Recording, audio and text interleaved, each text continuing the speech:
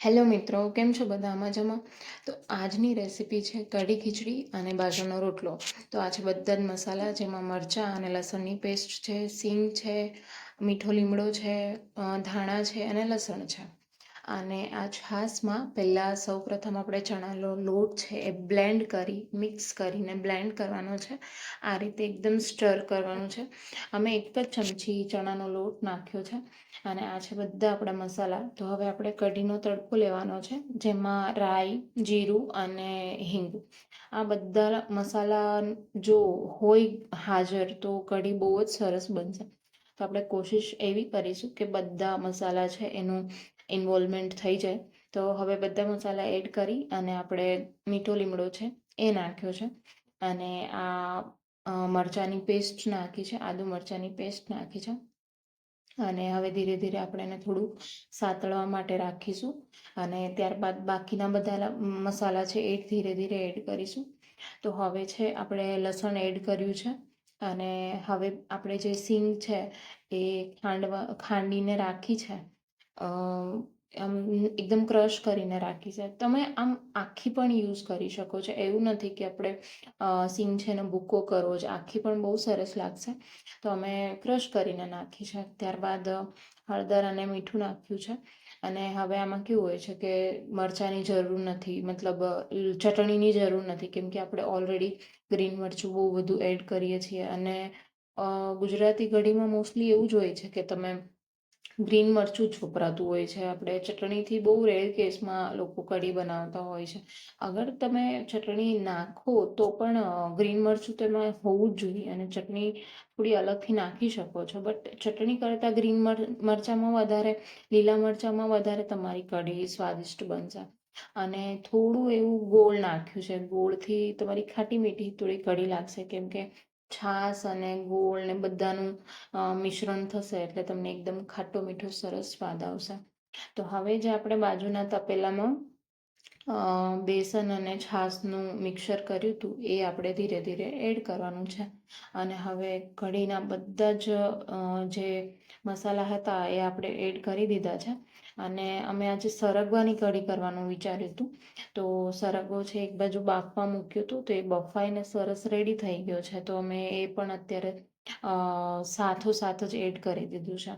તો હવે આપણે ધીમા તાપ ઉપર બધું જ મિક્સ કરી હલાવી અને કઢીને સરસ રીતે ચડવા દેવાની છે.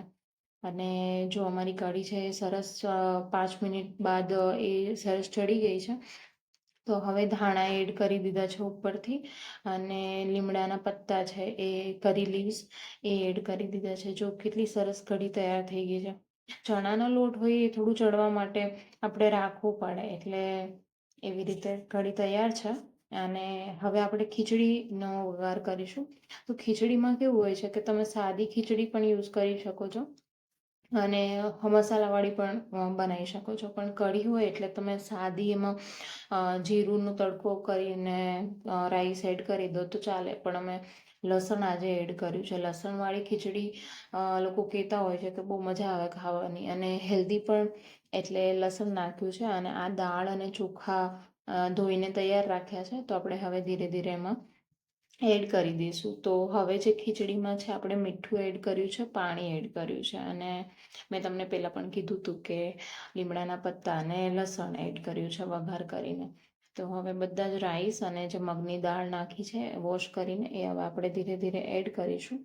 અને ખીચડી સરસ મજાની સોફ્ટ અને છુટ્ટી છુટ્ટી બને તો આપણને કઢી સાથે ખાવાની મજા આવે. તો હવે પપ્પાને બાજરાનો રોટલો કઢી સાથે જોઈએ જ, એટલે આપણે બાજરાની રોટલો છે એની તૈયારી કરીશું. અને આજે હું તને બતાવીશ કે કઈ રીતે અમે બાજરાનો રોટલો બનાવીએ છીએ. તો ભાભી છે એ બાજરાનો રોટલો બનાવે છે. એક જ રોટલો બનાવવાનો છે એટલે પપ્પા માટે.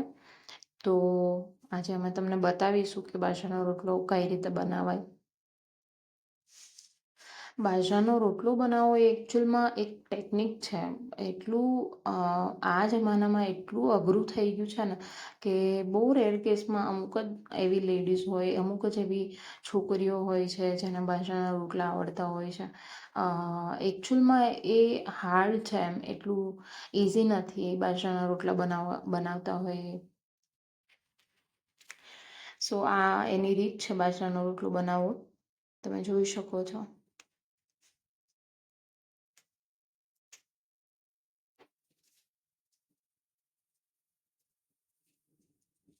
બાજરાનો રોટલો હેલ્થ માટે બહુ જ સારો, એ તમારા વજન પણ નહીં વધવા દે, અને સાથોસાથ એમાં આયનનું જે પ્રમાણ હોય એ ભરપૂર હોય છે. તો બાજરાનો રોટલો બધાએ, હું તો કહું કે બપોરના સમયે અડધો તો અડધો પણ ખાવો તો જોઈએ, ના ભાવતો હોય તો પણ ખાવો જોઈએ. બાજરાનો રોટલો હેલ્થ માટે બહુ સારો હોય છે. પહેલાંના જમાનામાં કેવું હતું કે ગામડાઓમાં મોસ્ટલી લોકો છે એ બાજરાનો રોટલો જ ખાતા એમ. અને બાજરાનો રોટલો જે પણ પેલા ખાતા, તો એ લોકો 100 વર્ષ જીવતા. એનું કારણ જ આ છે, બાજરાનો રોટલો. તો આપણો બાજરાનો રોટલો રેડી છે, અને આ ફૂલ ડીશ છે જેમાં વેફર છે, કઢી ખીચડી છે. Thank you.